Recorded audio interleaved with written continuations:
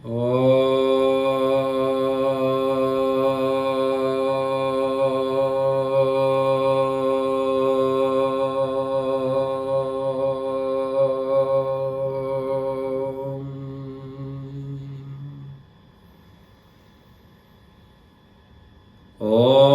നമോ ഭഗവതേ വാസുദേവായ. ഓം ഗംഗണപതയേ നമഃ. ഓം ശ്രീ സരസ്വത്യേ നമഃ. ഓം ശ്രീ ഗുരുഭ്യോ നമഃ.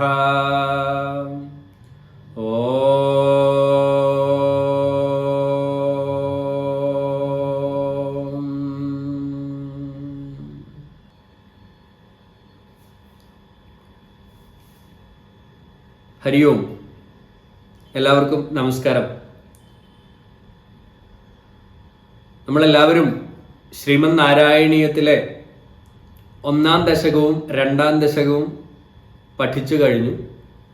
എല്ലാവരും ചൊല്ലി വായിച്ച് പഠിച്ചിട്ടുണ്ട് എന്നാണ് വിശ്വസിക്കുന്നത്. നമ്മൾ 1-ാം ദശകത്തിൽ ഭഗവാന്റെ സ്വരൂപവും മാഹാത്മ്യവുമാണ് പഠിച്ചത്.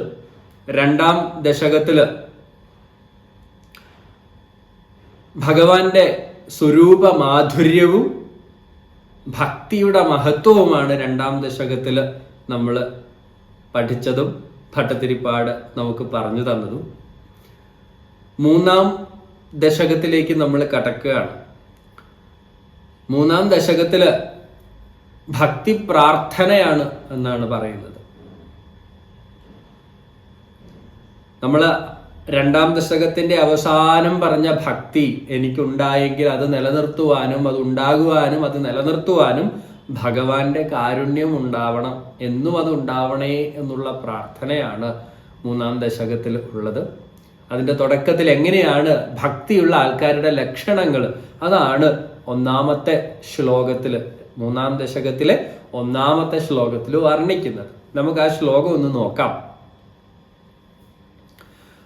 പഠന്തോ നാമാനി പ്രമദഭരസിന്ധോ നിപതിതാഃ സ്മരന്തോ രൂപം തേ വരദ കഥയന്തോ ഗുണകഥാഃ ചരന്തോ യേ ഭക്താസ്ത്വയി ഖലു രമന്തെ പരമമൂനഹം ധന്യാൻ മന്യേ സമധിഗത സർവാഭിലഷിതാൻ. വാക്കുകൾ അന്വയിച്ചെഴുതുമ്പോൾ പറയുമ്പോൾ ശ്രദ്ധിക്കുക, ഇതെനിക്കുണ്ടോ, ഞാൻ ഈ പറയുന്ന കാറ്റഗറിയിൽപ്പെട്ട ഭക്തനാണോ എന്നുള്ളത് നമ്മൾ ശ്രദ്ധിക്കണം. ഭട്ടതിരിപ്പാട് ഭക്തന്മാരുടെ ഗുണങ്ങളാണ് വിവരിക്കുന്നത്. നമുക്ക് നോക്കാം എന്തൊക്കെയാണ് ഭക്തന്മാരായിട്ടുള്ള ആൾക്കാർ എന്തൊക്കെയാണ് ചെയ്യുക എന്നുള്ളത്. പഠന്തഃ നാമാനി പ്രമദഭരസിന്ധൗ നിപതിതാഃ സ്മരന്തഃ രൂപം തേ വരദ കഥയന്ത ഗുണകഥാഃ ചരന്തഃ യേ ഭക്താഃ ത്വയി ഖലു രമന്തെ പരം അമൂൻ അഹം ധന്യാൻ മന്യേ സമധിഗത സർവാഭിലഷിതാൻ. ഹേ വരദ, അലയോ വരദായകനായിട്ടുള്ള ആഗ്രഹങ്ങളെല്ലാം സാധിപ്പിച്ചു തരുന്ന ഗുരുവായൂരപ്പ, ഹേ വരദ, സർവാഭീഷ്ടങ്ങളും നടപ്പിലാക്കി തരുന്ന ഗുരുവായൂരപ്പ എന്നാണ് വിളിച്ച് അഭിസംബോധന ചെയ്യുന്നത്. ഹേ വരദ, തേ നാമാനി പഠന്തഃ, അങ്ങയുടെ നാമങ്ങൾ പഠിക്കുന്നവരായും, അങ്ങയുടെ നാമങ്ങൾ, ഭഗവാന്റെ നിന്തിരുവടിയുടെ നാമങ്ങൾ പഠിക്കുന്നവരായിട്ടുള്ളവരും, തേ രൂപം സ്മരന്തഃ, അങ്ങയുടെ രൂപം സ്മരിക്കുന്നവരായിട്ടുള്ളവരും, നിന്തിരുവടിയുടെ ആ മനോഹരമായ രൂപം കഴിഞ്ഞ ശ്ലോകങ്ങളിലൊക്കെ വർണ്ണിച്ചിരിക്കുന്ന ആ രൂപം സ്മരിക്കുന്നവരായിട്ടുള്ളവരാലും അങ്ങനെയുള്ളവരായും, ഗുണകഥാഃ കഥയന്തഃ, അങ്ങയുടെ ഗുണകഥകൾ പറഞ്ഞു നടക്കുന്നവര്, അങ്ങനെ പറയുന്നവരായിട്ടുള്ളവരും. എന്നിട്ടോ പ്രമദ ഭരസിന്ധൗ നിപതിതാഹ, ആ ആനന്ദരൂപമായിട്ടുള്ള സമുദ്രത്തില്, സിന്ധുവില് പതിച്ചവരായിട്ടുള്ളവരും, അങ്ങനെയുള്ളവരും. ചരന്തഃ യേ ഭക്താഹ, ചരിക്കുന്നവരായിട്ട്, അങ്ങനെ ആ സമുദ്രത്തിലെ ആനന്ദ സിന്ധുവില് പതിച്ച് ചരിക്കുന്നവരായിട്ട് ആരൊക്കെയുണ്ടോ, ഏത് ഭക്തരുണ്ടോ, ഏ ഭക്താഹ, ഏത് ഭക്തന്മാരുണ്ടോ, ത്വയി ഖലു രമന്തേ, അവര് നിന്തിരുവടിയിൽ തന്നെ രമിക്കുന്നു. സമധിഗത സർവാഭിലഷിതാൻ, അങ്ങനെയുള്ളവരെങ്ങനെയാണ്? സമസ്ത അഭിലാഷങ്ങളെയും പ്രാപിക്കുന്നവരാണ്. എല്ലാ ആഗ്രഹങ്ങളും അവർക്ക് പൂർത്തീകരിക്കപ്പെടും. അമൂൻ പരം അഹം ധന്യാൻ മന്യേ, അങ്ങനെയുള്ള ആൾക്കാരെയാണ് ഞാൻ, അങ്ങനെയുള്ള ആൾക്കാരെ മാത്രമാണ് അമൂൻ, അവരെ പരം, അവരെ മാത്രമാണ് അഹം ധന്യാൻ മന്യേ, ഞാൻ ധന്യന്മാരെന്ന് മാനിക്കുന്നത് എന്നാണ് ഈ ശ്ലോകത്തിൽ പറയുന്നത്. എന്തൊക്കെയാണ് ഭക്തന്മാരായിട്ട് ഭട്ടതിരിപ്പാട് എങ്ങനെയുള്ളവരെ ആണ് ധന്യന്മാരെന്ന് വിളിക്കുന്നത്? വരദനായ അല്ലയോ ഗുരുവായൂരപ്പ, നിന്തിരുവടിയുടെ നാമങ്ങൾ ജപിക്കുന്നവരായിട്ടും രൂപം സ്മരിക്കുന്നവരായിട്ടും ഗുണകഥകൾ പറയുന്നവരായിട്ടും പ്രമദഭര സിന്ധുവിൽ, അതായത് ആനന്ദ സിന്ധുവില് അങ്ങ് വീണിരിക്കുന്ന, മുഴുകിയിരിക്കുന്ന ആൾക്കാർ, അങ്ങനെയാണ് അവർ സഞ്ചരിക്കുന്നത്. അങ്ങനെയുള്ള ആൾക്കാരെയും നിന്തിരുവടിയിൽ തന്നെ രമിക്കുന്നവരുമായിട്ടുള്ള ആൾക്കാരെയാണ്, അങ്ങനെയുള്ള ഭക്തന്മാരെ മാത്രമാണ്. ഒരു കാര്യം കൂടി ഉണ്ട്, അവർക്ക് എല്ലാ ആഗ്രഹങ്ങളും പൂർത്തീകരിക്കപ്പെടുന്നു. അങ്ങനെയുള്ള ആൾക്കാരെ മാത്രമാണ് ഞാൻ ധന്യന്മാരായിട്ട് കരുതുന്നത്. ഒന്ന് ശ്രദ്ധിക്കുക, എന്തുകൊണ്ടാണ് അവർ വിചാരിക്കുന്ന കാര്യങ്ങളെല്ലാം നടക്കുന്നത്?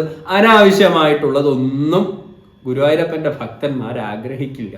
എന്താണോ നമുക്ക് ആവശ്യമായിട്ടുള്ളത് അതാണ് നമ്മൾ ആഗ്രഹിക്കുന്നത്. പിന്നെ ഭഗവാനിന് സമർപ്പിച്ചിട്ടാണ് എല്ലാ കർമ്മങ്ങളും ചെയ്യുന്നത്. അതിന് തക്കതായിട്ടുള്ള ഫലം ലഭിക്കുകയും ചെയ്യും. എന്നാൽ ആ ഫലത്തിന് വേണ്ടിയിട്ടാണോ ചെയ്യുന്നത്? ആണ്, ആ ഫലത്തിന് വേണ്ടിയിട്ട് തന്നെയാണ് ചെയ്യുന്നത്. പക്ഷെ ഭഗവാനിൽ സമർപ്പിച്ചുകൊണ്ട്, എപ്പോഴും ഭഗവാനെ സ്മരിച്ചുകൊണ്ട് അങ്ങനെ ചെയ്യുന്ന കാര്യങ്ങളൊക്കെ ശരിക്കും സത്യമായിട്ടും ഫലപ്രാപ്തി ഉണ്ടാവും. അങ്ങനെ എനിക്കത് കിട്ടിയില്ലല്ലോ, എനിക്കത് വന്നില്ലല്ലോ എന്നുള്ള വിഷമത്തിൽ നടക്കുകയില്ല. എല്ലാ ആഗ്രഹങ്ങളും സാധിക്കുന്നില്ല എന്ന് വിശ്വസിക്കുന്നത് നമ്മുടെ മനസ്സിലെ ആഗ്രഹങ്ങളാണ്. നമ്മുടെ മനസ്സിലെ ആണ് ആഗ്രഹങ്ങൾ മുഴുവനും ഉള്ളത്. ആ മനസ്സ് ശാന്തമായിരുന്നു കഴിഞ്ഞാൽ ആഗ്രഹങ്ങളൊക്കെ അടങ്ങും. നമുക്ക് ആവശ്യമായിട്ടുള്ളത് എന്തോ അത് മാത്രമേ നമ്മൾ ചെയ്യുള്ളൂ, അത് മാത്രമേ നമ്മൾ ആഗ്രഹിക്കുകയുള്ളൂ, അതൊക്കെ നടക്കുകയും ചെയ്യും. അതാണ് ഭഗവത് ഭക്തന്മാരുടെ ഒരു പ്രധാന കാര്യം. അങ്ങനെയുള്ള ആൾക്കാരെയാണ് ധന്യന്മാരായിട്ട് പറയുന്നത്. ഭാഗവതത്തില് പ്രഹ്ലാദൻ ഹിരണ്യകശിപുവിന് ഭക്തന്മാരുടെ ലക്ഷണങ്ങൾ എന്തൊക്കെയാണെന്ന് വിവരിച്ചു കൊടുക്കുന്നുണ്ട്. എന്തൊക്കെയാണെന്ന് നോക്കാം. ശ്രവണം കീർത്തനം വിഷ്ണോ സ്മരണം പാദസേവനം അർച്ചനം വന്ദനം ദാസ്യം സഖ്യമാത്മനിവേദനം ഇതി പുംസാർപ്പിതാ വിഷ്ണോ ഭക്തിശ്ചേന്നവലക്ഷണ. 9 ലക്ഷണങ്ങളാണ് പറഞ്ഞിരിക്കുന്നത്. എന്തൊക്കെയാണ്? ശ്രവണം, കീർത്തനം, വിഷ്ണോഹോ സ്മരണം, പാദസേവനം, അർച്ചനം, വന്ദനം, ദാസ്യം, സഖ്യം, ആത്മനിവേദനം. അങ്ങനെ 9 ഗുണങ്ങളാണ് ഭക്തന്മാരുടെ ലക്ഷണങ്ങളായിട്ട് പറയുന്നത്. ഇതിൽ എന്തൊക്കെ നമുക്കുണ്ട് എന്ന് നമുക്ക് നോക്കേണ്ടി വരും. ഒന്ന് ശ്രദ്ധിച്ചു നോക്കുക, എന്തൊക്കെ കാര്യങ്ങൾ എനിക്കുണ്ട്. ഇതില് കീർത്തനം എന്നുള്ളതാണ് ഇവിടെ പറഞ്ഞിരിക്കുന്ന ഒരു കാര്യം. വിഷ്ണോഹോ സ്മരണം, ഈ 2 കാര്യങ്ങളെ കുറിച്ചാണ് ഈ ശ്ലോകത്തിൽ വിവരിച്ചിരിക്കുന്നത്. അല്ലെ, സ്മരിക്കണമെങ്കിൽ 2 കാര്യങ്ങൾ വേണം. ഒന്ന് രൂപം വേണം, പിന്നെ ഒരു നാമം വേണം. നമുക്കൊരു രൂപം ഉണ്ടെങ്കിൽ മാത്രമേ നമുക്ക് സ്മരിക്കാൻ വേണ്ടി സാധിക്കുള്ളൂ. 1-ാമത്തെ ശ്ലോകത്തിൽ എന്താണ് ഭട്ടതിരിപ്പാട് പറഞ്ഞിരിക്കുന്നത്?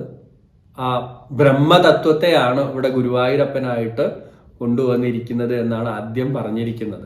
ബ്രഹ്മത്തെ നമുക്ക് മനസ്സിൽ സ്മരിക്കാൻ വേണ്ടി സാധിക്കുമോ? ഇല്ല. നമ്മുടെ മനസ്സിനും സങ്കല്പങ്ങൾക്കും എത്രയോ അതീതമാണ് ബ്രഹ്മം എന്നുള്ള ആ ഒരു ചൈതന്യം. അതുകൊണ്ടാണ് നമുക്ക് രൂപം കൊടുത്ത് ഗുരുവായൂരപ്പനായിട്ട് അവിടെ പ്രതിഷ്ഠിച്ചിരിക്കുന്നത്. രൂപം കൊടുക്കുമ്പോൾ സ്വാഭാവികമായിട്ടും ഗുണവും ഉണ്ടാവും. ഗുണവും രൂപവും നാമവും ഒക്കെ ചേർന്നിട്ടുള്ള ആ ഭാവത്തെയാണ് നമ്മൾ സ്മരിക്കുന്നത്. അപ്പം അത് ശ്രദ്ധിക്കുക. എന്തുകൊണ്ടാണ് ഗുരുവായൂരപ്പൻ അങ്ങനെ അവിടെ നിൽക്കുന്നത്? നമ്മുടെ സങ്കല്പത്തിൽ നിൽക്കണം. നമ്മുടെ മനസ്സത്രയും ചെറുതാണ്. വലിയ കഴിവുകളുണ്ടെങ്കിലും നമ്മളിപ്പോൾ ഇന്നത്തെ സാഹചര്യം അനുസരിച്ച് നമ്മുടെ മനസ്സ് അത്രയും ചെറുതാണ്. ആ മനസ്സിൽ കൊള്ളുന്ന കഥകൾ, ആ മനസ്സിൽ കൊള്ളുന്ന ഒരു രൂപം, അതിനിണങ്ങുന്ന ഒരു അലങ്കാരം, ഇതൊക്കെ ചേർത്ത് വെച്ചിട്ടാണ് ഭഗവാനെ നമ്മുടെ മുന്നിൽ നിർത്തിയിരിക്കുന്നത്. യഥാർത്ഥത്തിൽ യാതൊരു ഗുണവും യാതൊരു നാമവും ഒരു തരത്തിലുള്ള ഗുണവും ഭാവവും രൂപവും ഒന്നും ചേരാതിരിക്കുന്ന ചൈതന്യമാണ് ഭഗവാന്റെ യഥാർത്ഥത്തിലുള്ള ചൈതന്യം. നമ്മുടെ മുന്നിൽ നമ്മുടെ സങ്കല്പങ്ങൾക്ക് ഒതുങ്ങാൻ വേണ്ടിയിട്ടാണ് അങ്ങനെ കൊണ്ടുവന്ന് വെച്ചിരിക്കുന്നത്. നമ്മളതിനെ സ്മരിച്ചാൽ മതി. കാലക്രമത്തിൽ മനസ്സിന്റെ വ്യാപ്തി, അന്ധകരണത്തിന്റെ വ്യാപ്തി വർദ്ധിക്കുന്നതിനനുസരിച്ച് വിശാലമായിക്കൊള്ളും എന്നാണ് ആചാര്യന്മാർ പറയുന്നത്. ആ വ്യാപ്തിയെക്കുറിച്ച് നമ്മൾ സങ്കല്പിക്കാൻ ശ്രമിച്ചു നോക്കൂ. ഒരു ചെറിയ സൂക്ഷ്മ കണം മുതൽ സകല ബ്രഹ്മാണ്ടത്തിലും വ്യാപിച്ചു കിടക്കുന്ന ചൈതന്യമാണ്. നമുക്ക് ആകാശത്തിലെ നക്ഷത്രങ്ങൾ പോലും എണ്ണി തീർക്കാൻ പോലും പറ്റില്ല. അങ്ങനെ വലുതായിട്ടുള്ള പ്രപഞ്ചം മുഴുവൻ, ഈ ബ്രഹ്മാണ്ടം മുഴുവൻ, അനന്തകോടി പ്രപഞ്ചം എന്നൊക്കെ നമുക്ക് വേണമെങ്കിൽ പറയാം, അതിൽ മുഴുവൻ നിറഞ്ഞു നിൽക്കുന്ന ആ ചൈതന്യത്തെ കുറിച്ചാണ് നമ്മൾ പറയുന്നത്. ആ ചൈതന്യമാണ് ഗുരുവായൂരപ്പനായിട്ട് അവിടെ പ്രതിഷ്ഠിച്ചിരിക്കുന്നത്, നമ്മുടെ സങ്കല്പങ്ങൾക്ക് ഒതുങ്ങാൻ വേണ്ടിയിട്ട്. അതുകൊണ്ടാണ് പറയുന്നത് സൈവാസ്തുമേ ത്വത്പാദപ്രേമ പ്രൗഢിരസാർദ്രതാദ്രുതതരം എന്ന് കഴിഞ്ഞ ശ്ലോകത്തിൽ ഭട്ടതിരിപ്പാട് പറഞ്ഞത്. നമ്മളെക്കുറിച്ച് ചിന്തിക്കുമ്പോൾ എന്തൊക്കെയാണ് നമ്മൾ ചെയ്യുന്നത്? ശ്രവണം നമ്മൾ ചെയ്യുന്നുണ്ടോ? ഞാനിപ്പോൾ സംസാരിക്കുന്നത് നിങ്ങൾ കേൾക്കുന്നു, ഭഗവാന്റെ കാര്യം കേൾക്കുമ്പോൾ ഒരു സുഖമാണെന്ന് പലരും പറയുന്നുണ്ട്. സത്സംഗത്തിലൊക്കെ വരുമ്പം പറയുന്നതാണ്. ശരിയാണ്, അതാണ് ശ്രവണം എന്ന് പറയുന്നത്. പിന്നെയോ കഥനം. ഞാനിവിടെ ഇങ്ങനെ സംസാരിച്ചുകൊണ്ടിരിക്കുന്നു, നിങ്ങളും ഇതിനെക്കുറിച്ച് സംസാരിക്കുന്നുണ്ടാവും. അങ്ങനെ ഭഗവത് കഥകൾ പറഞ്ഞു നടക്കുന്നതിനെയാണ് നമ്മൾ ആ ഭഗവത് ഗുണങ്ങൾ കഥിക്കുന്നത്, സംസാരിച്ച് നടക്കുന്നതെന്ന് പറയുന്നത്. ഇനി വേണ്ടത് ഇത് രണ്ടും ചെയ്യുന്ന സമയത്ത് സ്വാഭാവികമായിട്ടും നമ്മുടെ മനസ്സിൽ സ്മരണ ഉണ്ടാവും. ഭഗവാനെ കുറിച്ചുള്ള സ്മരണയില്ലാതെ ഇത് സംസാരിക്കാനോ ഇത് വായിക്കാനോ ഇത് കേൾക്കാനോ ഒന്നും പറ്റില്ല. നാരായണീയം വായിക്കുന്ന സമയത്ത് സ്വാഭാവികമായിട്ടും ഇതൊക്കെ നടക്കും. ഇനി വേണ്ടത് ആ ആനന്ദ സിന്ധുവിലുള്ള ലയനമാണ്. നമ്മുടെ മനസ്സിൽ എപ്പോഴും ആനന്ദം നിറഞ്ഞു നിൽക്കുന്ന, എവിടെ പറഞ്ഞിരിക്കുന്ന ആ സർവപ്രപഞ്ചവും വ്യാപിച്ചു കിടക്കുന്ന ആ ബ്രഹ്മ ചൈതന്യത്തിൽ അങ്ങ് ലയിക്കാൻ നമ്മളെ കൊണ്ട് സാധിക്കണം. അതിന് ഭഗവാന്റെ രൂപത്തിൽ ലയിച്ചാലും മതി. എവിടെ എന്ത് ചെയ്യുന്ന സമയത്തും ഭഗവാനെ സ്മരിച്ചുകൊണ്ട് ഭഗവത് സമർപ്പണമായിട്ട് മനസ്സിൽ മറ്റൊരു ചീത്ത കാര്യങ്ങളും വരാതെ ഭഗവാനെ എന്ന് വിചാരിച്ചുകൊണ്ട് എല്ലാ കാര്യങ്ങളും ചെയ്യാൻ നമുക്ക് സാധിക്കുന്നുണ്ടോ? അതാണ് ഇനി നമുക്ക് വേണ്ടത്. പലർക്കും അതും സാധിക്കുന്നുണ്ടാവാം. എല്ലാ കാര്യങ്ങളും ചെയ്യുമ്പോൾ ഭഗവാനെ സമർപ്പിച്ചുകൊണ്ട് ഭഗവാനെ ആലോചിച്ചുകൊണ്ട് ആ ആനന്ദത്തിൽ ലയിച്ചുകൊണ്ട് നിൽക്കുക. അങ്ങനെ സാധിക്കുന്നുണ്ടോ എന്ന് നോക്കുക. ഞാൻ എന്ത് ചെയ്യുമ്പോഴും ഭഗവാനെ വിളിച്ചുകൊണ്ടേ ചെയ്യാറുള്ളൂ എന്നൊക്കെ പറയും. പക്ഷെ ആനന്ദ സിന്ധുവിലാണോ? അല്ല. ചെറിയ കാര്യങ്ങൾക്ക് നമ്മൾ വിഷമം കണ്ടെത്തും.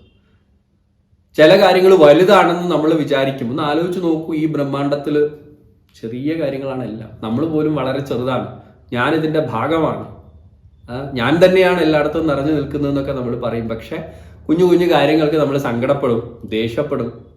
ഇതൊക്കെ ചെയ്തിട്ട് എന്തുണ്ടെങ്കിലും ഭഗവാനെ വിചാരിച്ചിട്ട് മാത്രമേ ഞാൻ ചെയ്യാറുള്ളൂ എന്ന് പറയും. ഭഗവാനെ വിചാരിച്ച് ചെയ്യുന്നുണ്ടെങ്കിൽ സങ്കടം വരാൻ പാടില്ല. അത് ആനന്ദ സിന്ധുവാണ്. എന്ത് കാര്യം ചെയ്യുമ്പോഴും ആനന്ദം ഉണ്ടായിക്കൊണ്ട് നമുക്ക് ചെയ്യാൻ വേണ്ടി സാധിക്കുന്നുണ്ടെങ്കിൽ മാത്രമാണ് എല്ലാത്തിലും ഞാൻ ഭഗവാനെ കാണുന്നു, എല്ലാം ഭഗവാനിൽ അർപ്പിച്ചേ ചെയ്യുന്നുള്ളൂ എന്ന് പറയാനുള്ള അവകാശം നമുക്കുള്ളൂ. നമ്മളാരും എന്ന് ഞാൻ പറയുന്നില്ല, കാരണം ഇവിടെ കേൾക്കുന്നവരിൽ പലരും അതുണ്ടാവാം. എന്നെ സംബന്ധിച്ചിടത്തോളം ഭഗവാനിൽ അർപ്പിച്ച് ചെയ്യാനുള്ള ശ്രമമാണ്. അങ്ങനെ ചെയ്യുന്ന സമയത്ത് ആനന്ദം ഉണ്ടാവും, മനസ്സ് നിറച്ചും. അങ്ങനെ മാത്രമേ നമുക്ക് ജീവിക്കാനുള്ള അവകാശമുള്ളൂ. കാരണം ഗുരുവായൂരപ്പൻ്റെ ഭക്തന്മാരാണെങ്കിൽ ആനന്ദത്തിൽ നിറഞ്ഞു നിൽക്കണം. മറ്റ് ചെറിയ ചെറിയ ചെറിയ ചെറിയ കാര്യങ്ങളൊക്കെ വിടൂ. കുഞ്ഞു കുഞ്ഞു കാര്യങ്ങളിലുള്ള വിഷമങ്ങളൊക്കെ ഉപേക്ഷിക്കൂ. വല്ലാത്ത ദേഷ്യം വരുന്നതും സങ്കടം വരുന്നതും വിഷാദത്തിലേക്ക് പോകുന്നതും അമിതമായിട്ടുള്ള ഒച്ചപ്പാടുകളും എല്ലാം മാറ്റിവെച്ച് നിരന്തരമായ ഒരു ആനന്ദത്തിൽ നിൽക്കാൻ സാധിക്കുന്നുണ്ടെങ്കിൽ ഗുരുവായൂരപ്പൻ്റെ ഭക്തനാണ്. ഗുരുവായൂരപ്പൻ പറയുന്ന കാര്യം അതാണ്. കൃഷ്ണൻ അങ്ങനെയാണ് ജീവിച്ചത്. നമുക്ക് അതുമൊക്കെ അറിയാം. എന്തായാലും നമുക്ക് ഈ ശ്ലോകം ഒന്നുകൂടെ ചൊല്ലി നോക്കാം. ആ ശ്ലോകം ഞാൻ ചൊല്ലുമ്പോൾ ഏറ്റു ചൊല്ലാൻ വേണ്ടിയിട്ട് ശ്രമിക്കാം.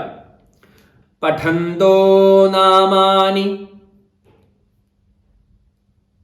പ്രമദഭര സിന്ധോ നിപതിതാഃ സ്മരന്തോ രൂപം തേ വരദ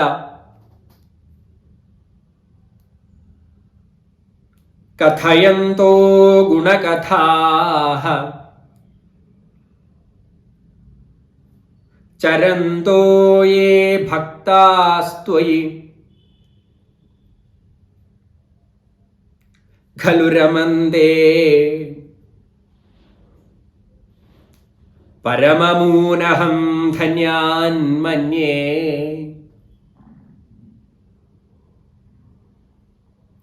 സമധിഗത സർവാഭിലഷിതാൻ.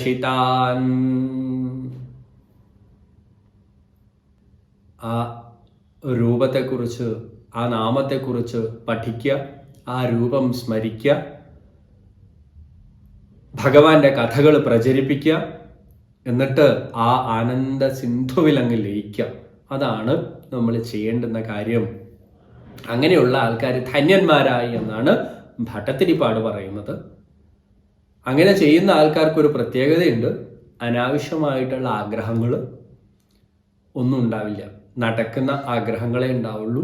അതുകൊണ്ടാണ് അവർക്ക് സർവ്വ അഭിലാഷങ്ങളെയും അവർക്ക് ഭഗവാൻ നേടിക്കൊടുക്കുമെന്ന് പറയുന്നത്. ചിന്തിക്കുക, എൻ്റെ ആഗ്രഹങ്ങളൊക്കെ ലിമിറ്റഡ് ആണോ? ലിമിറ്റഡ് എന്ന് വെച്ചാൽ വലിയ സ്വപ്നങ്ങൾ കാണണം, പക്ഷെ അത് എന്നെ കൊണ്ട് അവിടെ എത്തുന്നത് വരെ മനസ്സിന് വിഷമമില്ലാതെ അതിനു വേണ്ടി പ്രവർത്തിക്കാൻ ഭഗവാനെ അർപ്പിച്ചുകൊണ്ട് അതിലേക്ക് പോകാൻ വേണ്ടി സാധിക്കുന്നുണ്ടോ എന്ന് ചിന്തിക്കണം. ആഗ്രഹങ്ങളില്ലാതെ, ആഗ്രഹങ്ങളൊന്നുമില്ലാതെ ഒരു ലോകം നമുക്ക് സങ്കല്പിക്കാൻ സാധിക്കില്ല. അതുകൊണ്ട് ഒരു ഈശ്വരനും ഒരാചാര്യനും നമ്മളോട് ആഗ്രഹങ്ങൾ വേണ്ടെന്ന് പറയില്ല. പക്ഷെ ആഗ്രഹങ്ങൾ ഉദാത്തമായിരിക്കണം. അനാവശ്യമായിട്ടുള്ള കൊച്ചു കൊച്ചു ആഗ്രഹങ്ങളെ നമുക്ക് പതുക്കെ പതുക്കെ കുറച്ച് കൊണ്ടുവരാൻ വേണ്ടി സാധിക്കണം. എനിക്കൊരുപാട് കാര്യങ്ങൾ നേടിയെടുക്കാനുണ്ട്. എൻ്റെ മനസ്സിൻ്റെ ശാന്തിയാണ് അതിലേറ്റവും പ്രധാനം. അതിന് ഉതകുന്നത് എന്തോ അതാണ് നമ്മൾ ചെയ്യേണ്ടത്. ലോക കല്യാണാർത്ഥം എൻ്റെ കർമ്മങ്ങളെല്ലാം എൻ്റെ കുടുംബത്തിന്, എൻ്റെ മക്കൾക്ക്, എൻ്റെ ഭർത്താവിന്, എൻ്റെ ഭാര്യയ്ക്ക് എന്നുള്ള രീതിയിൽ ചിന്തിക്കാതെ, ഞാൻ അവർക്ക് ഭക്ഷണം, ഒരു അമ്മ കരുതേണ്ടത് ഞാൻ എൻ്റെ കുട്ടിക്ക് ഭക്ഷണം കൊടുക്കുന്നത് പോലും നാളെ ഇവൻ വലിയ ആളായിട്ട് ലോകത്തിന് നന്മ ചെയ്യട്ടെ എന്നുള്ള രീതിയിൽ സങ്കല്പിച്ചുകൊണ്ട് ഭക്ഷണം കൊടുക്കുക. അപ്പോഴാണ് നമ്മൾ യഥാർത്ഥത്തിൽ ഗുരുവായൂരപ്പൻ്റെ ഭക്തന്മാരാവുന്നത്. നഷ്ടപ്പെട്ടു പോയതിനെക്കുറിച്ച് ആലോചിച്ച് സങ്കടപ്പെടാതെ, ഇനി വരാനിരിക്കുന്നതിനെ കുറിച്ചുള്ള ആകുലതകളില്ലാതെ ഇന്ന് ചെയ്യുന്ന കാര്യങ്ങളിൽ ഭംഗിയായിട്ട് ഭക്തിയോടുകൂടിയിട്ട് ആനന്ദത്തിൽ മുഴുകിയിട്ട് നമുക്ക് ചെയ്യാൻ വേണ്ടി സാധിക്കണം. അപ്പോഴാണ് യഥാർത്ഥ ഗുരുവായൂരപ്പ ഭക്തന്മാരായിട്ട് മാറുന്നത് എന്ന് ഭട്ടതിരിപ്പാട് നമ്മളോട് പറയാം. ഭട്ടതിരിപ്പാട് അവിടെ ഇരുന്നിട്ട് നാരായണി എഴുതുകയാണ്. 100 ദശകങ്ങൾ എഴുതി 100 ദിവസം കൊണ്ട് എഴുതിക്കൊണ്ടിരിക്കുകയാണ് അസുഖം ബാധിച്ചിരിക്കുന്ന ആള്. എന്നിട്ടാണ് ഈ പറയുന്നത്, ഭഗവാനെ ഇനി എനിക്ക് ആ ആനന്ദത്തിൽ ഞാൻ മുഴുകട്ടെ, എന്നെ മുഴുകാൻ സഹായിക്കണമേ എന്നൊക്കെയാണ് പറഞ്ഞുകൊണ്ടിരിക്കുന്നത്. കഴിഞ്ഞ ശ്ലോകത്തിൽ പറഞ്ഞു എനിക്ക് ഭക്തി മാത്രം മതിയാണ്. അപ്പം നമുക്കും അതുപോലെ പ്രാർത്ഥിക്കാൻ വേണ്ടി സാധിക്കട്ടെ, ആനന്ദത്തിൽ മുഴുകിയിരിക്കാൻ വേണ്ടി സാധിക്കട്ടെ. അങ്ങനെ യഥാർത്ഥ ഗുരുവായൂരപ്പ ഭക്തന്മാരായിട്ട് നമുക്ക് മാറാൻ വേണ്ടി സാധിക്കട്ടെ എന്ന് മാത്രം പ്രാർത്ഥിക്കുന്നു. നാരായണായ നമോ, നാരായണായ നമോ, നാരായണായ നമോ, നാരായണ നാരായണായ നമോ